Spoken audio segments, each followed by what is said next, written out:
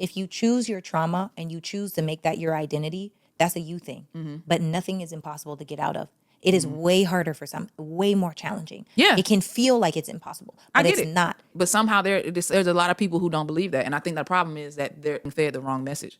I think some people might think I'm insensitive because I don't give into a victim mentality at Yeah. all. I cannot relate to Yeah. victim minds. It's I a- just it's a can't. thing. Yeah, for sure. I've been through too much. I've gone through damn near everything. I don't talk about a lot of stuff that I've been through. Happened. Right. You know, it is what it is. What is key advice that you would give a young woman to not be a victim of her circumstances? To be honest, I think it's a God thing. I really shouldn't be here. Sure. The fact that God has spared me, loved me, protected me, and kept me in those times. And even in the moments where he kept me, that doesn't mean I didn't get scathed. That doesn't Right. mean I didn't get hit. We got war rooms for sure. Facts, but I didn't die. Through my life is God has helped me to define my life mantras. One is stop saying why me and start telling life, try me. Another one is I was built for this. So now that I have all of these different things, no matter what happens in my life, because that's my framework, that's my vantage point, you can't pull me to think and listen and hear what it is that the noise is saying, because Right. my lock onto God is so strong. Yeah. You can't push me off of my integrity point. Even the worst thing, let's say I was graped. If that were to happen, when people and circumstances and things happen, what do most people do? They become that circumstance or that situation, not knowing you could take my body. You could never take my power. That's not yours to take. I have to give that to you.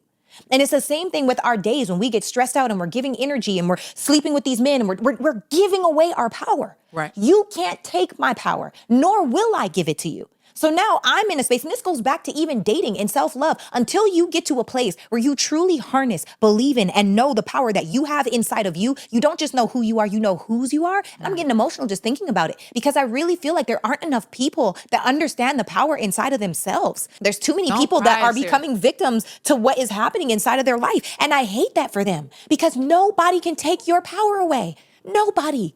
You have to opt to get no circumstance. You're talking about people molesting in school. They can't take their power away. Now, they can make you feel crazy. They can put you in spiritual and mental bondage, but it's up to you to get that back. And this is the thing, until we start talking about that conversation, the uncomfortable conversations, and calling it exactly what it is, it'll forever be, well, this is just the way life is.